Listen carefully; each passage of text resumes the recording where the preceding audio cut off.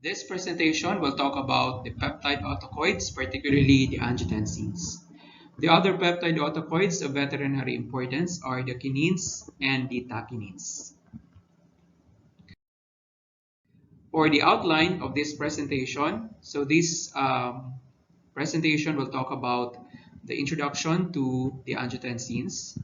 We are also going to discuss about some important terms that are related to the angiotensins, the RAAS or the renin-angiotensin-aldosterone system, the pharmacologic effects of the angiotensin 2, as well as the antagonists of the RAAS or the renin-angiotensin system.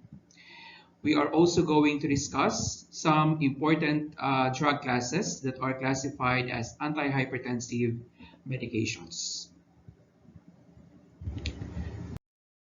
What are angiotensins? So when we say angiotensins, this is a family of peptide autacoids which are involved in electrolyte, blood volume, and blood pressure homeostasis. They are also defined as polypeptides that elevate blood pressure by inducing vasoconstriction. Although three main types of angiotensins, angiotensin 1, 2, and 3 are present in the blood, the angiotensin 2, which can be abbreviated as A2 or AT2, is the most biologically active form and is usually called the angiotensin. Let's now proceed to the factors that are important in the formation of angiotensins. First is the angiotensinogen. So the angiotensinogen is an alpha-2 globulin synthesized in the liver and is present in the blood or in the circulation. It is the precursor for all the angiotensins. The figure shows the liver releasing the angiotensinogen into the bloodstream. We also have the renin. So renin is an enzyme secreted by the juxtaglomerular cells of the kidneys in the renal arterioles, which metabolizes the angiotensinogen to form the angiotensin 1, which is a decapeptide compound. The figure shows the kidneys and the juxtaglomerular cells in the kidneys that are responsible for the production of the enzyme renin. Another factor is the ACE or the angiotensin converting enzyme. The ACE is an enzyme found in large amounts in the lungs, particularly in the lung capillary endothelial cells, as well as in other vascular beds. And its main function is to metabolize angiotensin 1 to the biologically active form, angiotensin 2, which is an octapeptide compound.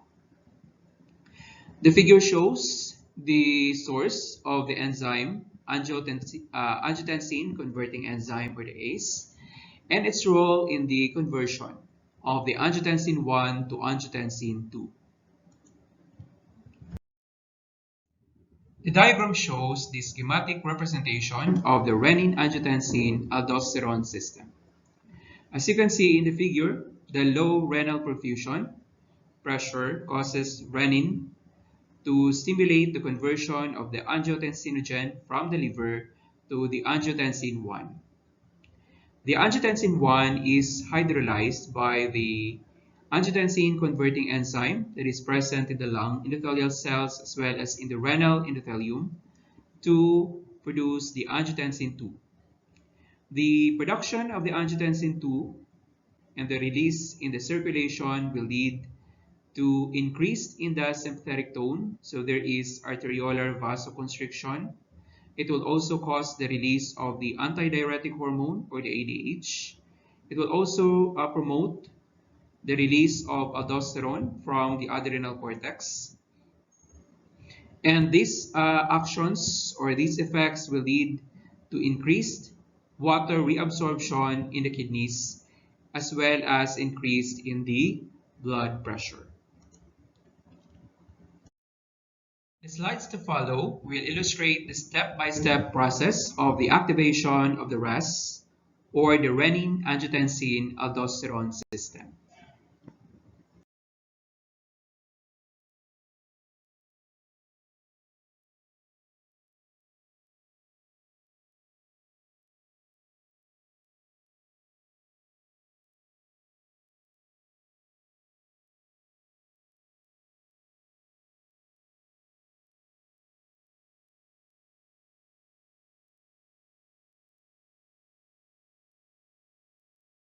Three main mechanisms for activating the RAAS or the renin-angiotensin-aldosterone system.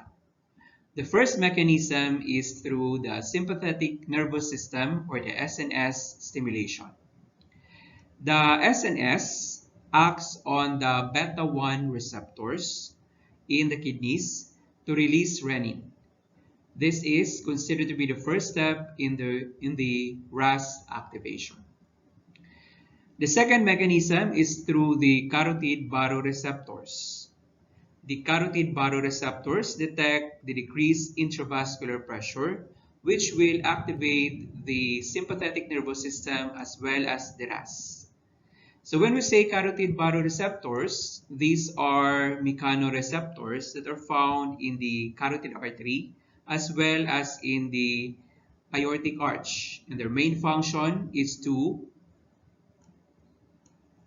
detect or sense the pressure changes by responding to the change in the tension of the arterial wall.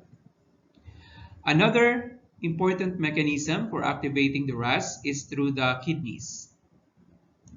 The kidneys detect the decreased renal perfusion or low sodium chloride levels and will activate the RAAS. So when we say perfusion, this refers to the delivery of blood into a capillary bed in the tissue.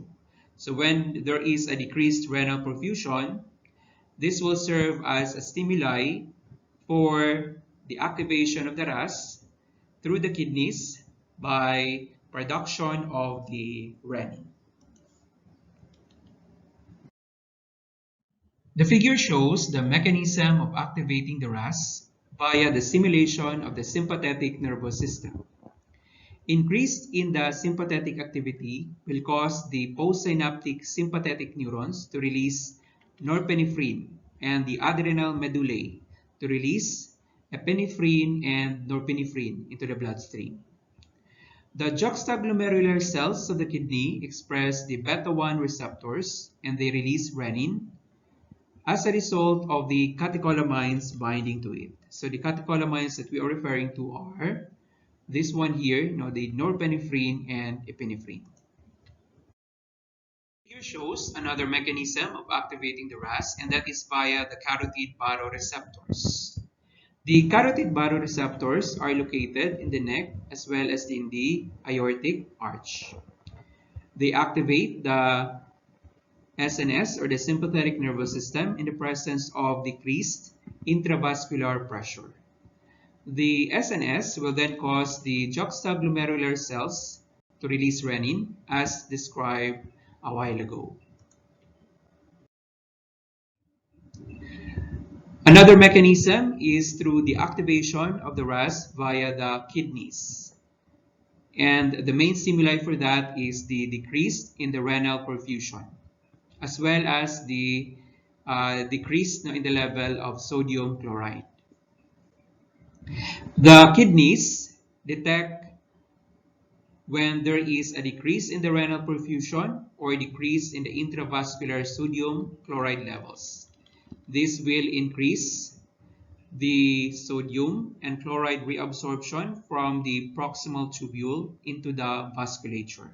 So as you can see in the figure, we have here the renal tubule. Now, particularly in here, we have here the proximal tubule. So the stimulation, the stimuli from the macula densa of the kidneys, detecting the decrease in the renal perfusion as well as the decrease in the sodium chloride, will promote the reabsorption of sodium and chloride into the renal vasculature. As a result, there is a decrease in the sodium and chloride levels in the distal renal tubule. The macula densa, which is located here in yellow circles in the distal tubule, sends the decreased renal tubular sodium and chloride levels. And this will stimulate the JG cells or the juxtaglomerular cells to release renin.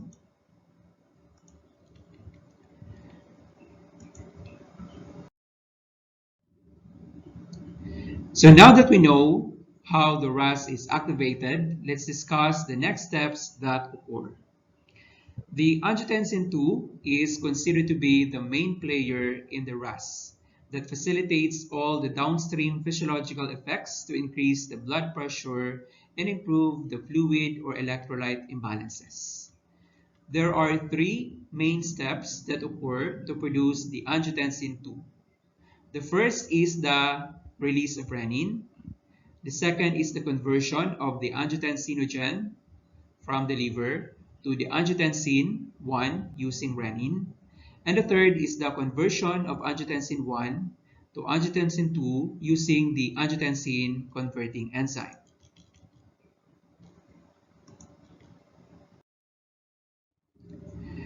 For the step 1, the step 1 is the release of renin. So this is the first step that occurs once the RAAS is activated by one of the mechanisms that we have discussed.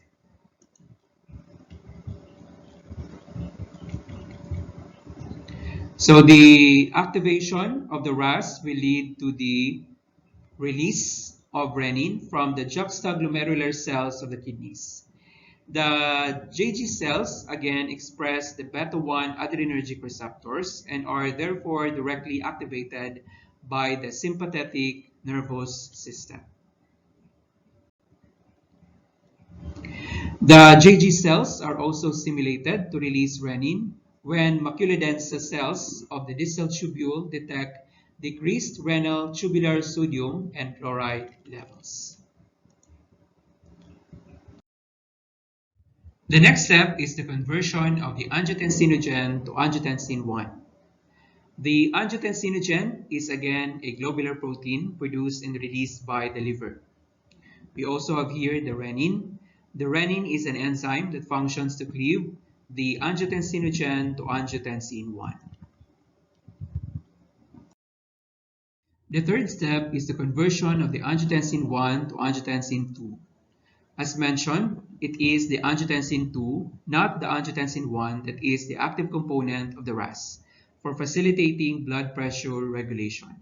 Therefore, angiotensin 1 needs to be converted into angiotensin 2, and this is accomplished by the enzyme fittingly named angiotensin converting enzyme, or the ACE. This enzyme is mainly found within the lungs. We now have angiotensin 2, which has multiple downstream effects to improve the blood pressure, the fluid imbalance, and the electrolyte imbalance. For the mechanism of action of the angiotensin 2, there are two receptor subtypes that are identified for angiotensin 2. The first one is the angiotensin 1 receptors, or the AT1 receptors. So binding of the angiotensin 2 to the angiotensin 1 receptors are considered to be stimulatory in nature. Binding of the angiotensin 2 to the angiotensin 2 receptors are inhibitory, which mediate effects usually opposite to those of the angiotensin 1. Let's now proceed to the pharmacologic effects of the angiotensin 2. The angiotensin 2 is considered to be a potent vasoconstrictor. It binds to the angiotensin 2 receptors on the blood vessels. So as you can see in the figure, we have here the blood vessel. So binding, the blood vessel expresses the angiotensin 2 receptors. Binding of the angiotensin 2 to the angiotensin 2 receptors will cause the blood vessels to contract, leading to vasoconstriction. There is also increase in the SVR, or the systemic vascular resistance, and ultimately increase in the blood pressure. The angiotensin 2 is considered to be 40 times more potent as a vasoconstrictor compared to norepinephrine.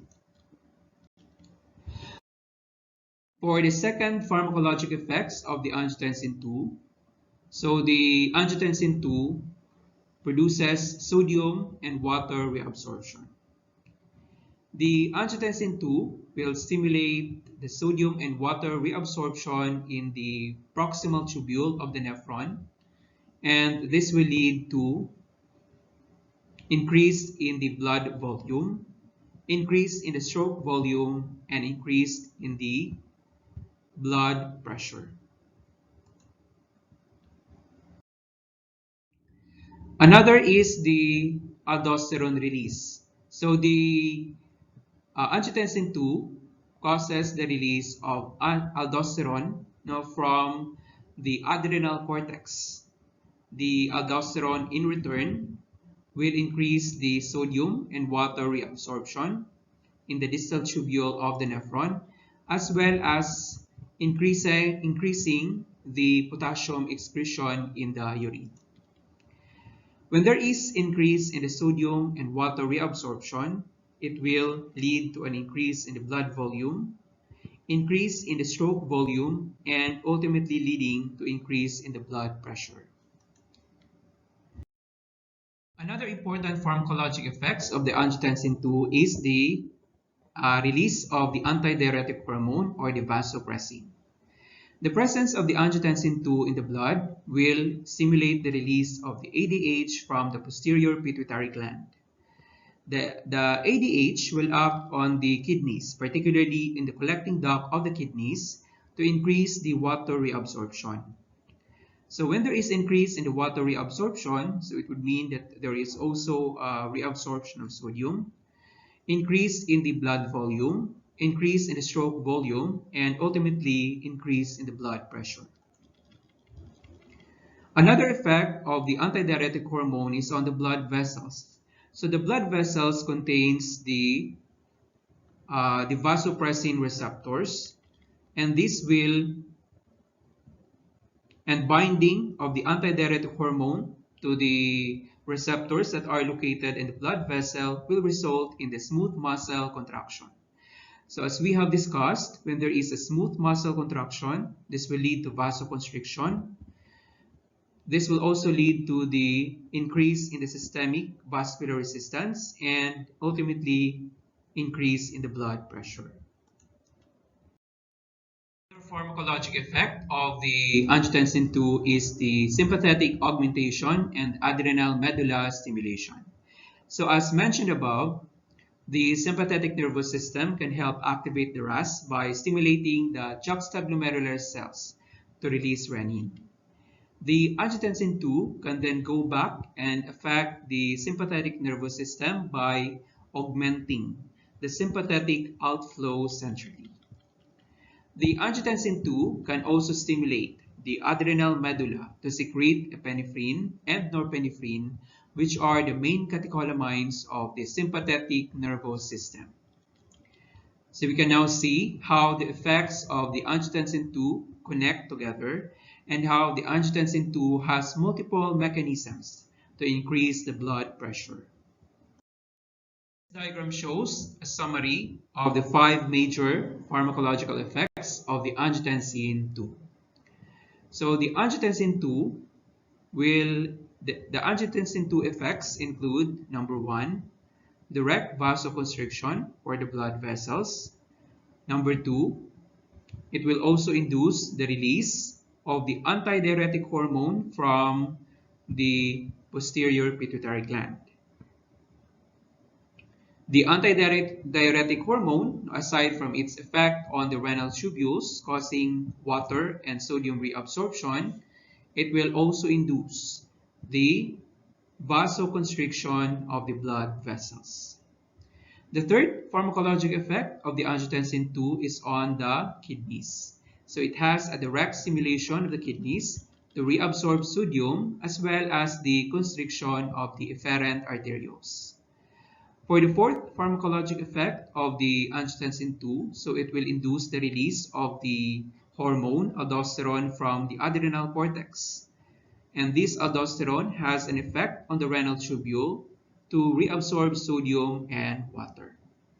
The last effect of the angiotensin 2 is on the sympathetic nervous system. So it will increase the sympathetic outflow as well as it will also stimulate the adrenal gland to release the catecholamines. Let's now proceed to the antagonist of the RAAS or the renin-angiotensin system. Number one antagonist of the RAAS or the renin-angiotensin system are the ACE inhibitors. So the ACE inhibitors are drugs that effectively inhibit the ACE, angiotensin converting enzyme, resulting in the inhibition of the angiotensin 2 production and the accumulation of the angiotensin 1 as well as the bradykinin. As the name suggests, the ACE inhibitors inhibit the angiotensin converting enzyme. We now know that ACE plays an important role in converting angiotensin 1 to angiotensin 2. If we inhibit ACE, then there will be decrease in the angiotensin 2 production. The decrease in the angiotensin 2 levels will lead to a decrease in the blood pressure. Now, because as we have discussed, the angiotensin 2 is the main factor for the elevation of the blood pressure. So the drugs in this class do not block the angiotensin 2 receptors, nor do they have an agonist activity. They only inhibit the enzyme that converts angiotensin 1 to angiotensin 2.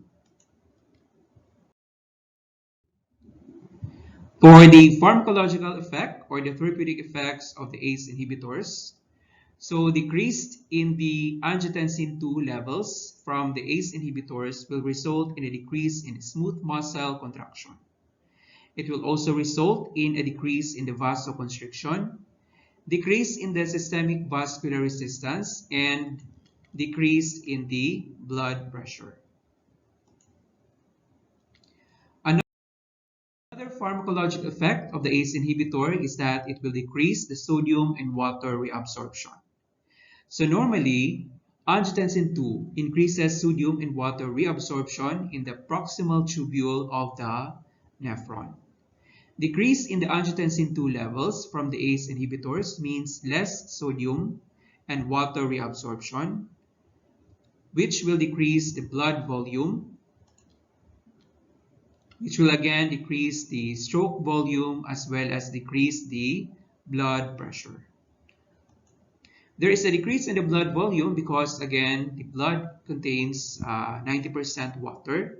So when there is a decrease in the sodium and water reabsorption, so more water is being extracted from the body, so less is available to be available in the body. We also have another pharmacologic effect of the ACE inhibitor is to decrease the aldosterone secretion. The ACE inhibitors results in decrease in the release of the aldosterone from the adrenal cortex. This will also decrease the sodium and water reabsorption in the distal tubule of the nephron, which will also decrease the blood volume, the stroke volume, and the blood pressure. Since aldosterone is important for potassium excretion, so decrease in the aldosterone will also lead to a decrease in the excretion of the potassium in the urine.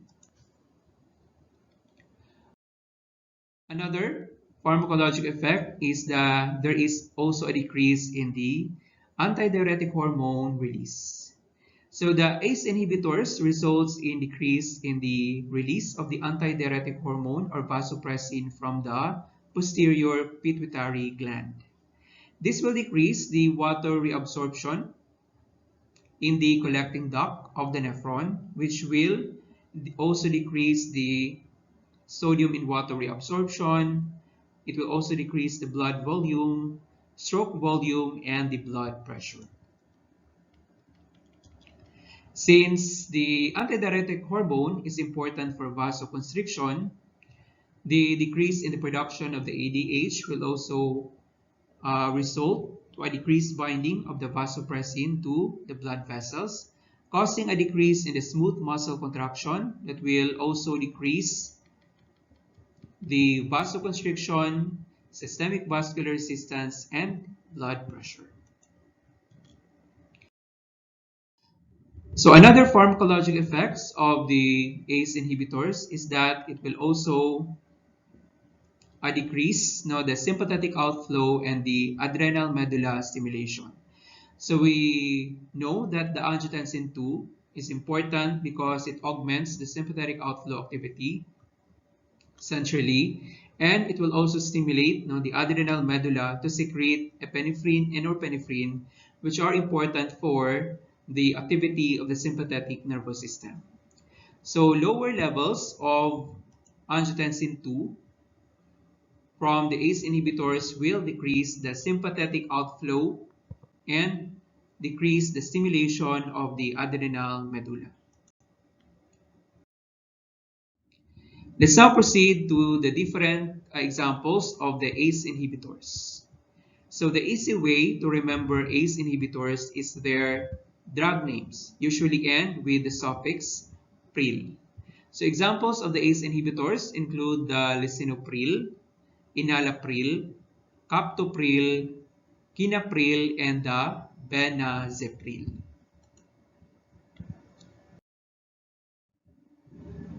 For the indications of the ACE inhibitors, so the ACE inhibitors have two major effects on the body.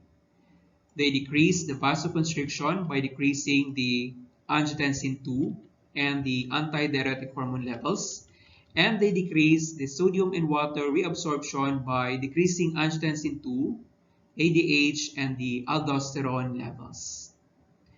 Decrease in the vasoconstriction and decrease in the sodium water reabsorption are the two main underlying mechanisms in which ACE inhibitors treat various conditions. ACE inhibitors can be used in the treatment of hypertension, heart failure, coronary artery disease, cardiac remodeling, and renal disease. Another type of the inhibitor of the RAAS or the renin-angiotensin system is the angiotensin 2 receptor blockers or the ARBs. They are also known as the angiotensin 2 receptor antagonist. And they are a class of medications commonly used as antihypertensive drugs to treat hypertension or high blood pressure. So as shown in the diagram, so these are considered as the angiotensin 2 effects. And these are the tissues that express the angiotensin 2 receptors.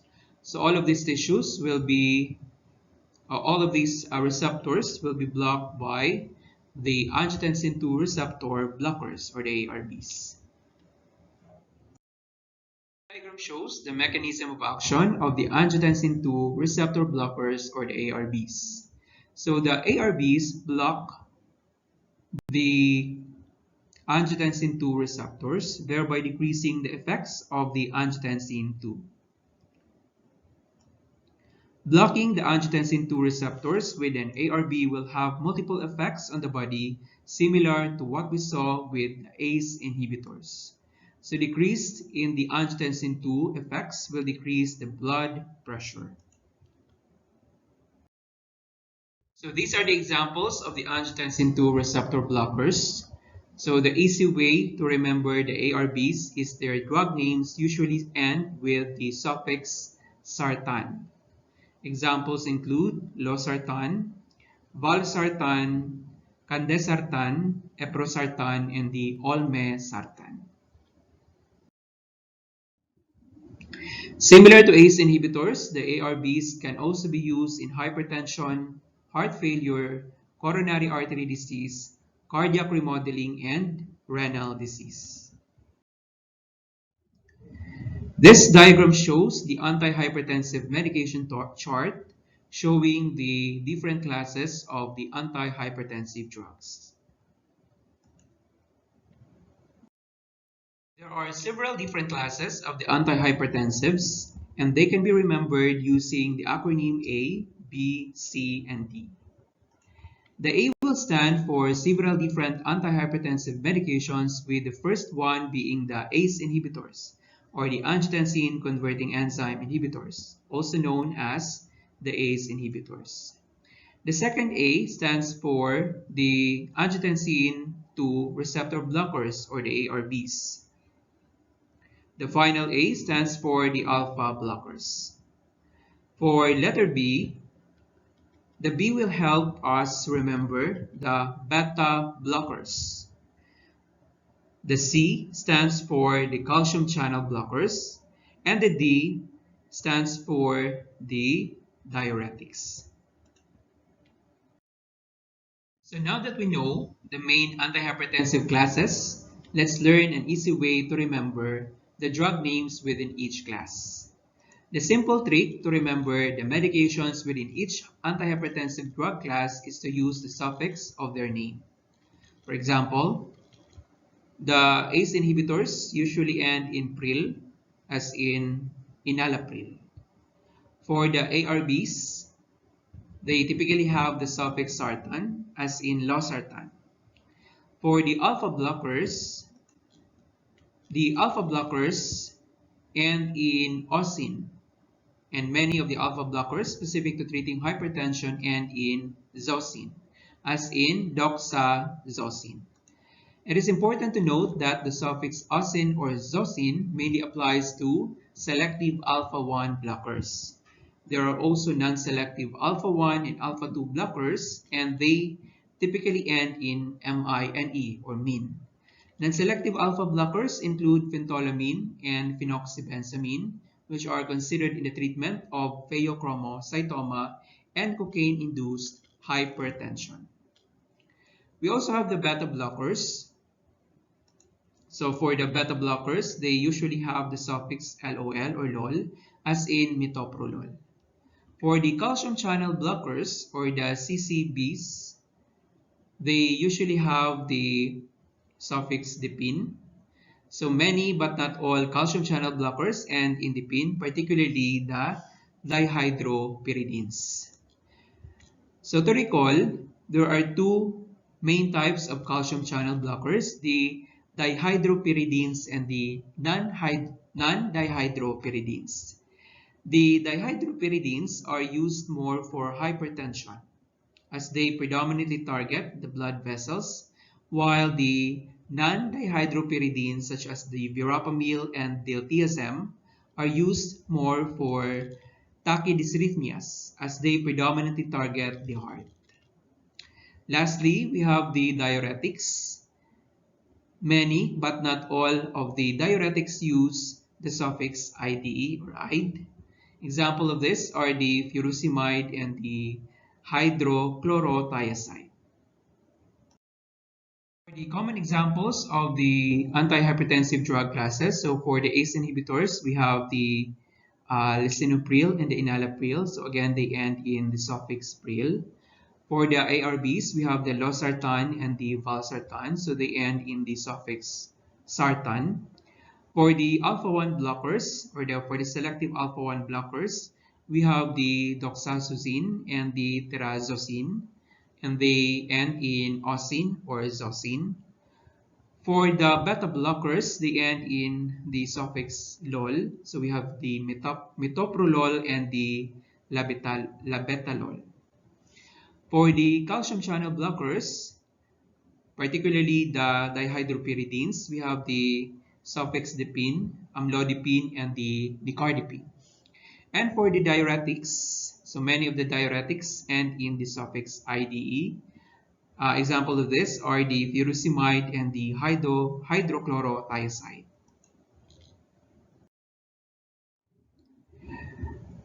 We also have here the mechanism of action of the different antihypertensive drug classes. So for the ACE inhibitors, it will inhibit the enzyme, angiotensin converting enzyme, and its main effect is to decrease the systemic vascular resistance and the stroke volume. For the ARBs, its main effect is to block the angiotensin 2 receptors that are located in different tissues, and its effect and indications are similar to that of the ACE inhibitors. Its main effect on the blood pressure is that it will decrease the SVR, the systemic vascular resistance, and the stroke volume. For the alpha blockers, examples of this are the doxazosine, and its main MOA is to block the alpha receptors, particularly the alpha 1 receptors. And its main effect on the blood pressure is to decrease the SVR. We also have the beta blockers. So from the name itself, it will block the beta receptors. Its main effect is to decrease the heart rate and the stroke volume. For the calcium channel blockers, so from the name itself, it will block the calcium channels and it will decrease the SVR. For the diuretics, so from the name itself, it will facilitate diuresis or increase in urination or polyuria, and it will decrease the stroke volume. So all of these drugs will ultimately lead to a decrease in the blood pressure, so that is why they are classified as antihypertensive.